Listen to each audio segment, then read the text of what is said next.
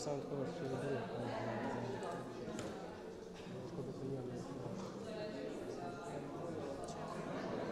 Čakaj, jaz sem v sklopu tam noter. Tam kabel gleda, če se da pa Vse še nič ni tona. Je? Ni ga. še ne govori, ampak dela. Ne? Še ne dela? Ne, si ga ne vidiš. Odprti, ampak je tu nič. Tako ti gre pogledati.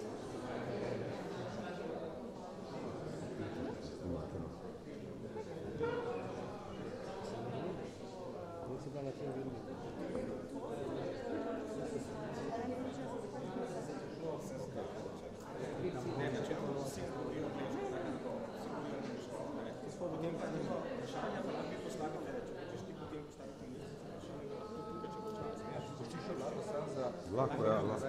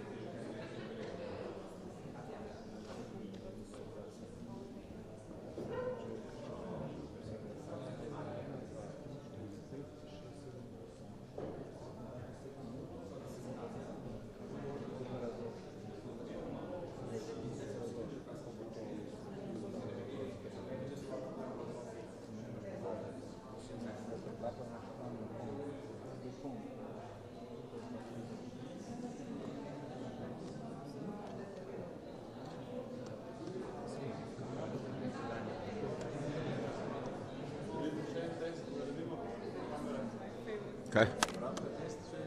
Ne, jaz upam, da dela. Zaupamo v tvoje sposobnosti.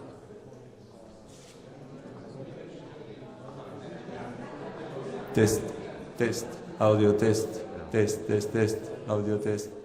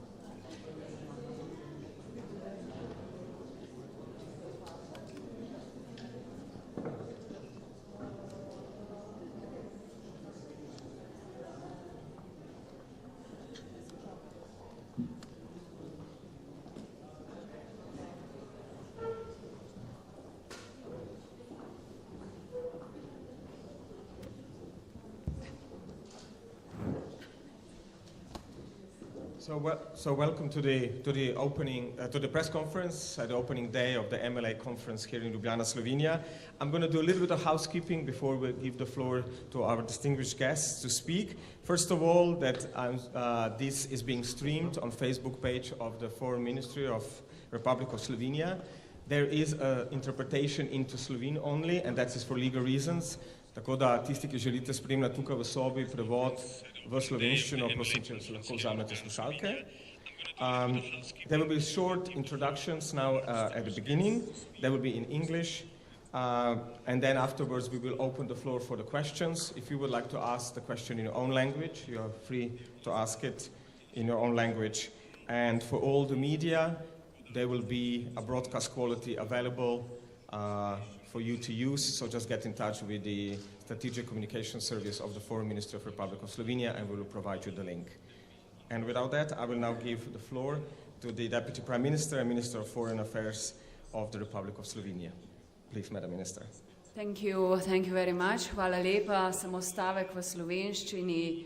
Nadvse sem ponosna, da nam je uspelo zbrati udeležence iz 80 držav in vseh delov sveta na enem od najpomembnejših dogodkov, ki jih organiziramo v Sloveniji.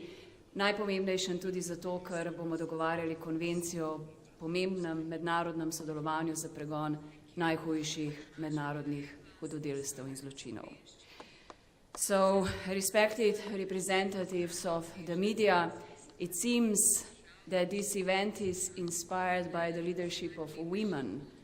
So I'm happy to see so many female colleagues from different countries.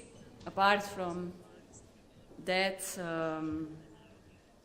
joke, but it's a serious one, I would like to say first, allow me to sincerely thank you to all the representatives of the media, to journalists who plan to follow the negotiations at the MLA diplomatic conference, which will take place for the next 2 weeks in Ljubljana, up to 26th of May, aimed at the adoption of the Convention on International Cooperation in the investigation and prosecution of genocide, crimes against humanity, war crimes, and other international crimes, so the so-called MLA Convention.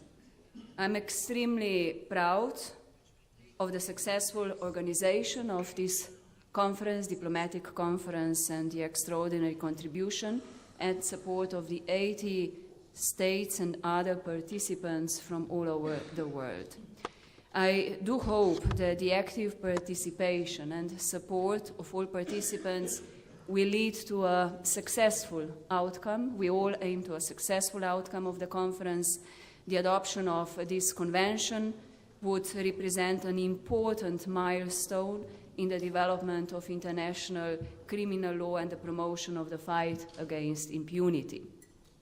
As part of the MLA core group of states, the Republic of Slovenia has been a long-standing supporter of this initiative for over 10 years to adopt a new international treaty in the field of international cooperation and mutual legal assistance aimed at establishing interstate mechanisms for the investigation and prosecution of international crimes. This initiative, the MLA initiative, addresses the primary responsibility of states for the prosecution of international crimes and aims to improve efficiency of investigations and their prosecution at the national level. Representatives of the international community gathered at this conference to join efforts to adopt a new convention that will fill the existing legislation gap in the field of international legal assistance, which will significantly reinforce the global fight against impunity. I sincerely hope that the next 2 weeks will prove that despite its size, Slovenia is capable of hosting one of the most important international conferences, which represents an important achievement in improving and promoting the development of international criminal law. The conference is attended by 71 delegations from all over the world, as well as observer countries and representatives of the civil society. So I thank really all participants and also all the teams that were for the last weeks, months, and also years working on this gathering, and I'm extremely proud that our small country, with its strong diplomacy, proves again and again how it can successfully build bridges and promote close cooperation of the entire international community. So thank you all. Thank you. Our next speaker is Minister of Justice of the Republic of Slovenia. Hvala za besedo. Dober dan, vsi prisotni predstavniki medijev in vsi ostali gostje. Good day, ladies and gentlemen. Welcome and thank you for your presence at this opening of a final but really crucial phase of a very important process leading, hopefully, towards the adoption of a new multilateral convention in the field of criminal justice cooperation. First such international convention since the Rome Statute was adopted in 1998. And like the foreign minister, my dear colleague Tanja Fajon said, Slovenia is extremely proud both to be part of the core states, the initiators of this new future convention, as well as, of course, to be a host of the final stage of the negotiating diplomatic convention. It's a great honor, and we are very happy to have all the delegations and guests here. Genocide, war crimes, and crimes against humanity are not merely accidental side effects of wars, but rather they are a result of conscious decisions of military and political leaders. These atrocities are not just morally abhorrent, they constitute the most heinous of international crimes. It is therefore our common, our shared obligation as individual states primarily, and also as international community as a whole, to do absolutely everything that is in our power, including through constructive and effective international cooperation, to investigate, prosecute, and punish those responsible, and to provide support and protection for victims and witnesses. To put it shortly, it is our absolute and unquestionable duty to do everything that we can to bring perpetrators to justice and justice to victims. With the increasingly global and geographically expansive displacement of refugees, the high risk of prompt destruction of evidence, and with perpetrators fleeing to all corners of the world, particularly to those when they know they can count on finding shelter, it is indeed international cooperation of law enforcement and judicial authorities, such as through exchange of information and evidence, that is quintessential for the proper and effective administration of criminal justice. In this context, we must not forget that it is another important duty of ours to grant special care and attention to victims and their family, especially to those most vulnerable, such as elderly, women, and children. As it was said before many times today, during the next 2 weeks, this conference will address such and many other pressing issues, and together with the foreign minister, I'm also confident that we will be able to streamline and harmonize our views, and that will lead to a successful conclusion of this conference and the adoption of this new multilateral convention. The convention, as the MLA initiative on which it is based, is premised on one of the most fundamental principles of international criminal law. That is the principle that national states are primarily responsible for prosecution of international crime. That is, the responsibility for prosecution lies primarily within the national criminal justice systems. But the convention or the initiative also focuses on the measures designed to improve the effectiveness of investigation and prosecution of this crime at the national level through international cooperation, through mutual legal assistance and exchange of evidence, and of course the extradition mechanisms. So I'm pleased to observe that so many of the delegations present today at this conference and for the next 2 weeks share Slovenia's views on the importance of this process and the objectives we pursue, and that we share the fundamental principles underlying this convention, which is a huge step for the entire international criminal law society, community that has only been developing for the past few decades.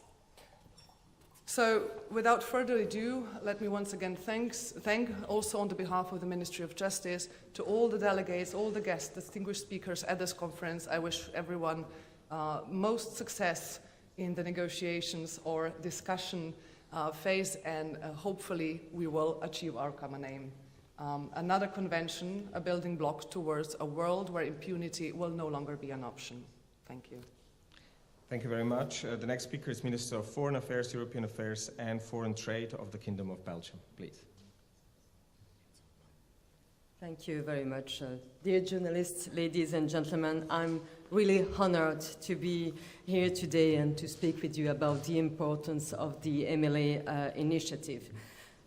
Belgium has always been a staunch advocate for combating impunity, for defending the rule of law and an impartial and independent judicial system.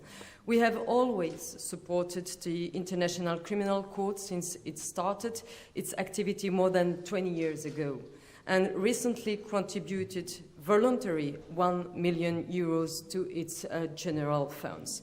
I'm deeply convinced, as stated in the Rome Statute, that combating impunity is a primary responsibility of all states, as the most serious crimes have consequences for the entire international community. It is therefore essential that states work together to investigate these crimes and prosecute their perpetrators. That is why my country is one of the core group members, one of the founding members of this MLA initiative, which is a response to this need for interstate cooperation. The Rome Statute of the International Criminal Court recalls the duty of each state to exercise its criminal jurisdiction over those responsible for these crimes. The MLA initiative will enable states parties to the future convention to effectively discharge their primary responsibility, which is to investigate these crimes and prosecute their perpetrators at the national level. In other words, it will encourage states to take more ownership of the investigation and prosecution of these crimes rather than relying solely on the ICC. It is important also to emphasize that a cooperation between national jurisdiction organized by the future MLA is not intended to compete with the ICC. This convention, by the way, is completely complementary to the Rome Statute, and the two systems will operate in parallel and in full synergy. Ultimately, accountability is key to creating a world where every individual is able to live in peace, safety, and dignity. So let us all work together to promote accountability and uphold justice in order to create better societies and a better world. Thank you very much. Many thanks. The next speaker is Minister of Foreign Affairs of Mongolia, please. Thank you. Dear representatives of media and journalists, good afternoon. I'm very happy to see you here. First of all, I would like to congratulate the government of Slovenia for hosting this diplomatic conference successfully. As a member of core group, Mongolia supports the MLA initiative from the beginning because we assume that the MLA convention is crucial for filling the existing gap in the international criminal law by establishing a modern operational framework for effective interstate cooperation and the investigation and prosecution on the most heinous crimes. Taking this opportunity, I would like to express my appreciation to the 80 supporting states of the initiative. I'm confident the draft of the convention shall be adopted by consensus. Thank you. Thank you very much. Minister of Justice and Security of the Kingdom of Netherlands is our next speaker. Thank you. Is it on? Yeah. Thank you so much. So, for the Netherlands, accountability for those who commit the core international crimes forms a key part of the international legal order. We see it as our duty to ensure that there is no impunity for these crimes. Yazidis who have been kept as slaves, Ukrainian citizens who have been brutally targeted, and all other victims deserve that the perpetrators of these crimes are brought to justice. Promoting and developing the international legal order is of the utmost importance to us. so much so that it's enshrined in the Dutch constitution. The Netherlands actively participates in the fight against impunity for these crimes through our specialized teams within our police and public prosecution office, but also by serving as a proud host state for many international courts and tribunals. The MLA initiative and the convention that we hope to conclude here in Slovenia would further assist us in this very important task. Therefore, the Netherlands, together with Slovenia and other core group members, launched this initiative many years ago. And I am thrilled to be joining all my esteemed colleagues here today as the start of these very important negotiations. As the investigation and prosecution of the core international crimes fall primarily under the responsibility of states, effective cooperation among states is essential to successfully prosecute these atrocious crimes in domestic courts. It has been concluded by practitioners and legal experts from all around the world that the current international legal framework for mutual legal assistance and extradition for the most serious international crimes is incomplete and outdated. This seriously hampers the ability of states to cooperate effectively in the fight against impunity. Bilateral agreements, of course, have their strengths, but these crimes concern the international community as a whole, which warrants a modern multilateral framework for all states to use. So therefore, we hope to conclude a modern procedural multilateral treaty on mutual legal assistance and extradition in the coming weeks, which will facilitate better practical cooperation between states investigating and prosecuting these crimes. This diplomatic conference is a testament to the commitment of the international community to strengthen cooperation in the fight against impunity.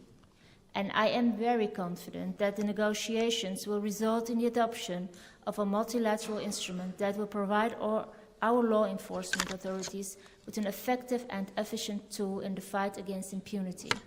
And I believe that our plan is also to make sure that next year in The Hague, in the Peace Palace, we will sign and seal this treaty. So I'm very much looking forward to that as well. Thank you so much. Thank you very much. Our next speaker is Vice Minister, Secretary of Foreign Affairs of the Argentine Republic. Mr. Ambassador, please. Good afternoon. I'm also very proud to be here. I'm proud indeed because the job that the core group has been developing, I believe, is crucial for the international community as a whole. I had the occasion to remind people that in Argentina we are celebrating 40 years of democracy.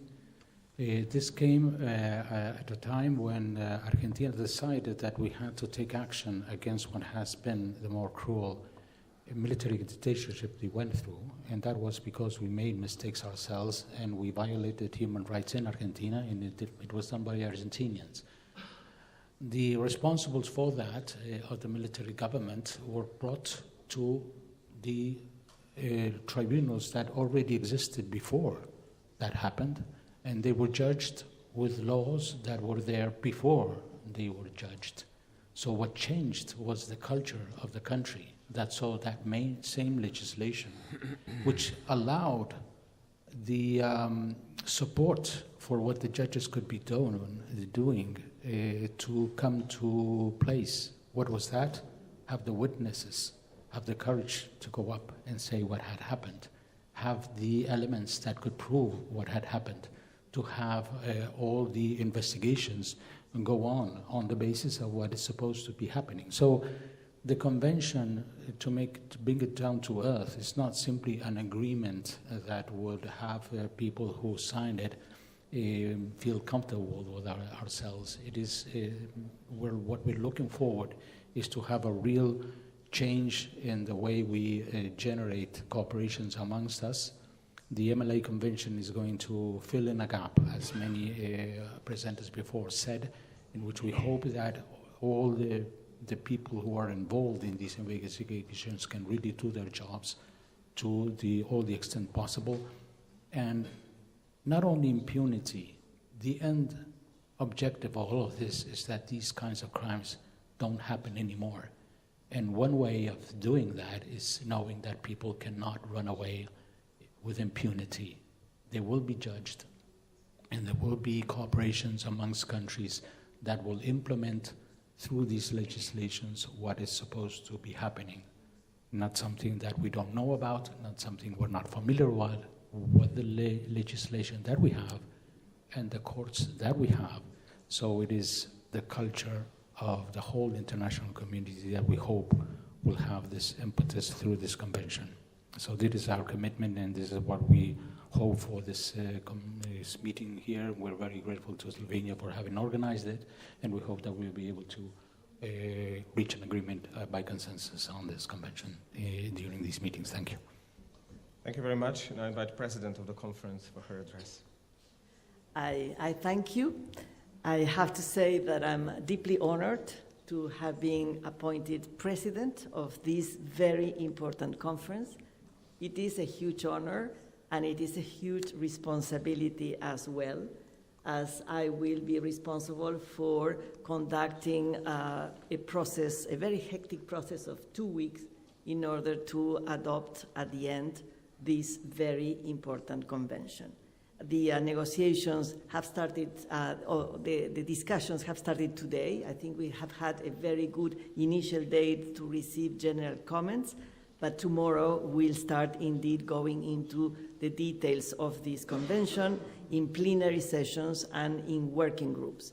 Now, I am confident that we will adopt this convention at the end of these 2 weeks. We will need to work very hard because it is a very technical convention that requires a lot of attention for every article, but I'm confident that we will succeed at the end. And why is this important? Well, first of all, and I will be very brief, lots of this has already been said, so let me simply emphasize. It is important because there is a gap. There is no multilateral framework for to enhance cooperation for these type of crimes currently. There are frameworks for other type of crimes. There are multilateral conventions for corruption. There is a multilateral convention for organized transnational crime, but there is nothing for the crimes that are the most serious crimes of international concern: genocide, war crimes, crimes against humanity, and other international crimes that may also be covered by this convention. So this convention needs to be adopted because it will provide a practical toolkit for investigations and prosecutions at the national level. It is a very practical step in order to fight impunity for these crimes. Now, so there is a gap, that's why this convention is important, and also it is important because we see that despite efforts of the last 3 decades, I would say, to ensure justice for these type of crimes by national, international, and hybrid tribunals, we see that these type of crimes continue to be committed in various parts of the world. So we do need to increase our efforts to make sure that we ensure individual accountability for these type of crimes. So, and the good news, I would say, within these tragic events that we see around the world is that we also see that there are more efforts at the national level to investigate and prosecute these type of crimes. We see these efforts in Europe, but also in other parts of the world, where we have judges and prosecutors investigating and conducting proceedings for crimes committed of this type in other parts of the world. So regardless of where these crimes are committed, these investigators, these judges need cooperation. These type of crimes are massive by nature, most of them. So they are likely to have hundreds of perpetrators, thousands of victims. So, and the evidence may be distributed in various parts of the world. So national investigators and prosecutors, they really need this cooperation in order to ensure to do their work. So that's why this is important, and that's why I'm convinced, with all the support that we have from 80 countries that have already supported the initiative and others that are joining now as observers, I'm sure that they will be able to adopt this convention. I thank you. Thank you, and our last speaker is Secretary General of the conference, so can I ask you for a few words as well? Thank you. As the Secretary General of the conference, I'm really proud that today we have successfully opened the diplomatic conference for the adoption of the Convention on International Cooperation, Investigation and Prosecution of core international crimes. This was a joint effort of 6 states covering all continents, and we were preparing for this convention for more than 10 years. It's a huge effort, and we are thankful that 80 states have supported us in this process. 71 states from all continents around the world traveled to Ljubljana for 2 weeks to negotiate the new convention, and we would really like to thank them for that. It's really important that they are present and that we jointly pursue the goal to adopt the new convention. Also 7 international organizations, including Special Advisor to the UN Secretary General for the responsibility to protect, participates. Then 13 civil society organizations, because the voice of the civil society is equally important in this process. So to underline, it's really the huge diplomatic effort and extremely important milestone for international law, since not many treaties are being successfully negotiated in the last few years. So if we will succeed, and I'm convinced that we will, in the next 2 weeks, then we will have in front of us the second most important instrument treaty on international criminal justice after the Rome Statute, which was negotiated 25 years ago. Thank you. Thank you very much. I'm opening now floor for the questions, so please identify yourself and also the person you're directing the question to. Okay, here. Yeah, I don't know where the microphone is. Okay, I'll give you mine then.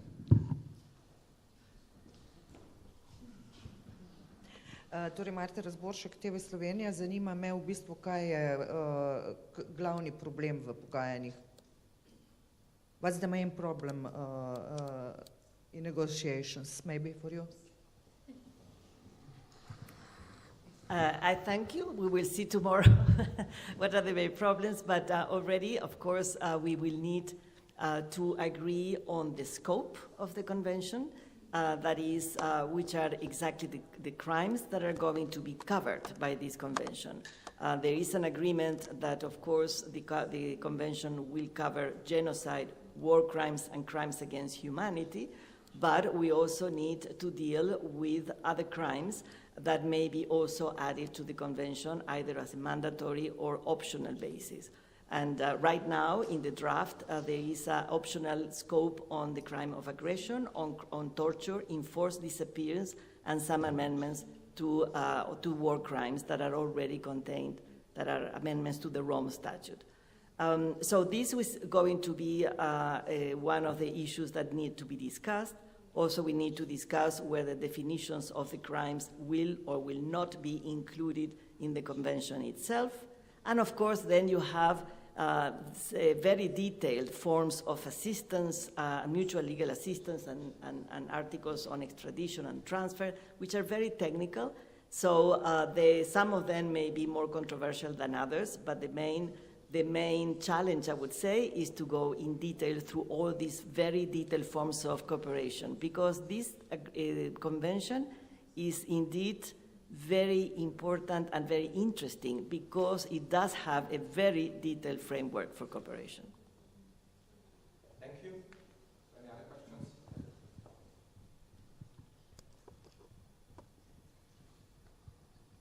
Valentin Bartels, De Telegraaf. Two of the biggest and most important countries, China and Russia, do not participate. Why not, and what is a convention worth without those countries? Okay. Do you have a specific person in mind?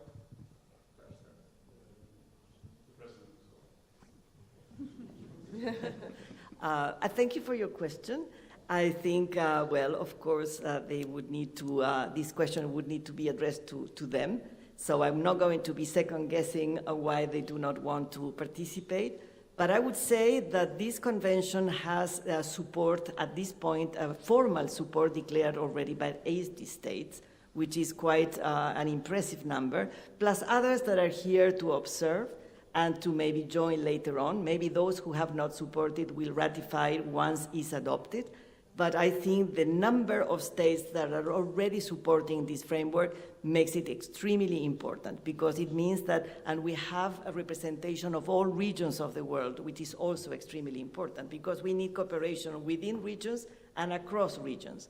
So I think that is already guaranteed in the current support that we have received in this convention. And I do hope that others will join after this is adopted. Thank you. This is a really important question, and it's usually a question that comes to mind with all international mechanisms, but particularly those in the area of international criminal justice. Those are the questions that pop up when we talk about the jurisdiction of the ICC, and otherwise the questions that popped up with the issuance of the arrest warrant by the ICC for President Putin and his allies. One thing I would like to point out, of course, as the president of the conference said, it is a question that should be directed to those countries who undermine the common efforts of why they don't want to support prosecution and investigations of those who commit morally and ethically the most abhorrent crimes that humanity can imagine. But even if they don't join, either now or later, we must not lose our motivation and belief for endeavors such as this convention, because every gap we close means less space for perpetrators of such crimes. And mind you, those are not just military leaders and soldiers, they involve the highest political leaders as well. They close the gaps for those perpetrators to have less and less space to hide and to evade justice. And that is why we cannot ever lose our motivation or just simply give up because some of the most important states, and those states commit those crimes on a very regular level throughout history, are undermining those efforts. We are stronger, we are more in numbers, and we will prevail. Thank you. Any further questions? Looking around. No? Okay. Then thank you very much, everybody.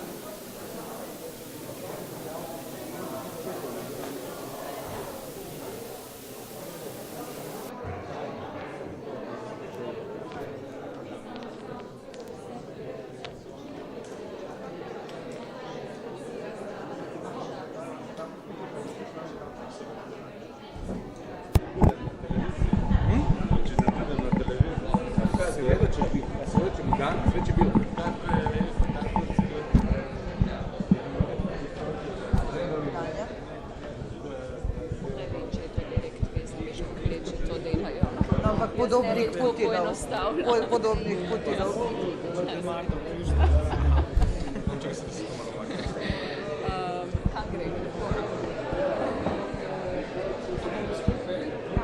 Mislim, a veš, pri Putinu lahko greš ti na najhujšo vojno hudodelstvo. Ne? To je v bistvu po kategoriji več kot agresija.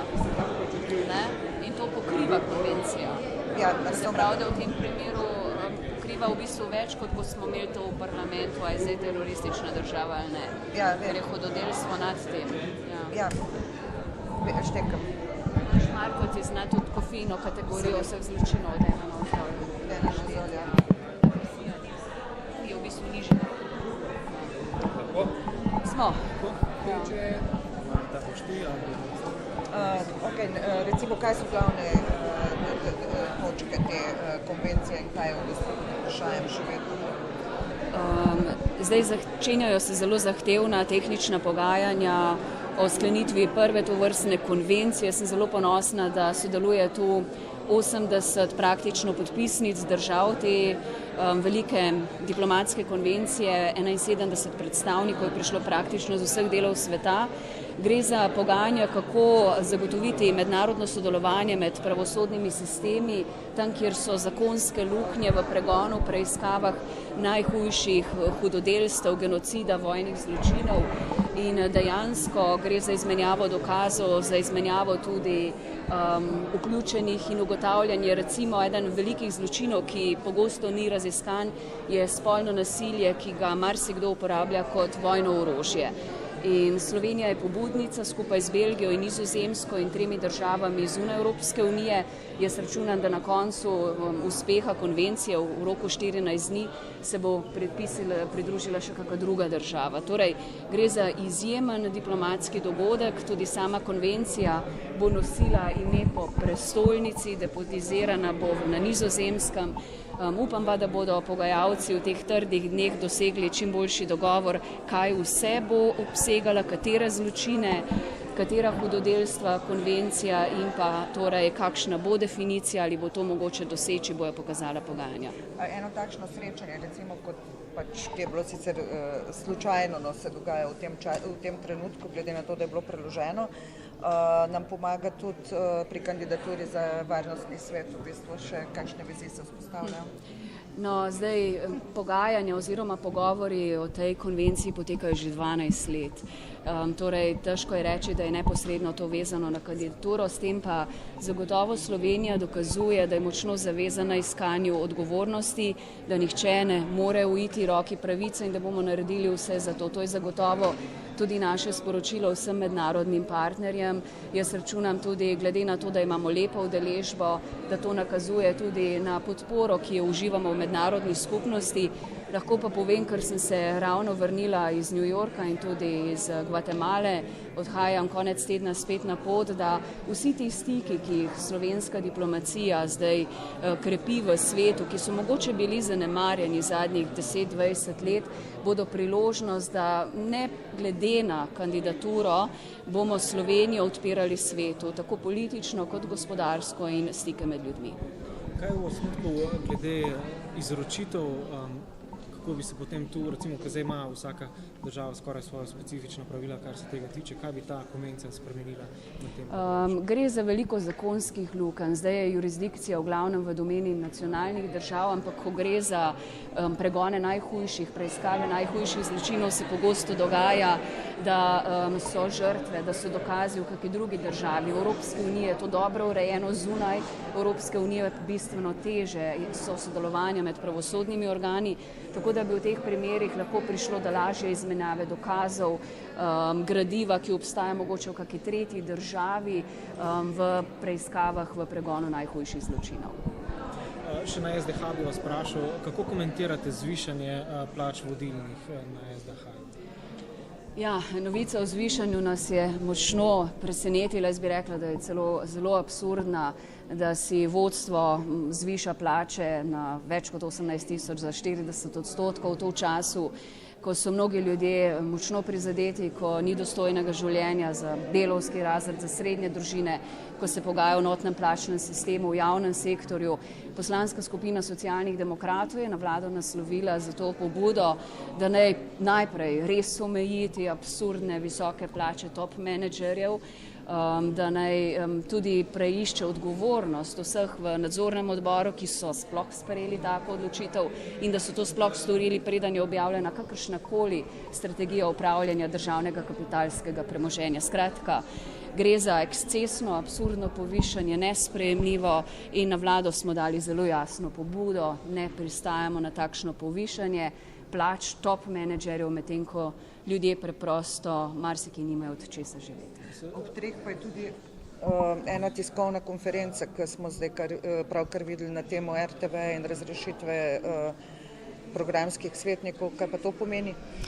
O tem, priznam, bo spregovoril tisti, ki ima tiskovno konferenco o 15. Mislim, da bo primerno, da se takrat posluša. Samo še to zanima. Tudi koalicija imenuje nadzornike. Čutite del odgovornosti za to? Imate kakšne vzvode, da se to prepreči? Še enkrat, poziv je zelo jasen. Kot koalicijska partnerica poslanska skupina je vlado pozvala, naj preišče odgovornost tudi nadzornikov. Mogoče od RTV-ja samo 3 stavke. Situacija na RTV-ju je izjemno zaskrbljujoča. Vse, kar se dogaja med novinarji, uredniki, atmosfera v programu, je nekaj, kar javnost močno buri, kar je prizadelo javno medijsko hišo in je popolnoma nesprejemljivo. Jaz upam, da se bodo našle rešitve in to rešitve, ki bodo naredile servis neodvisen, profesionalen, uravnotežen, brez neposrednega vmešavanja politike.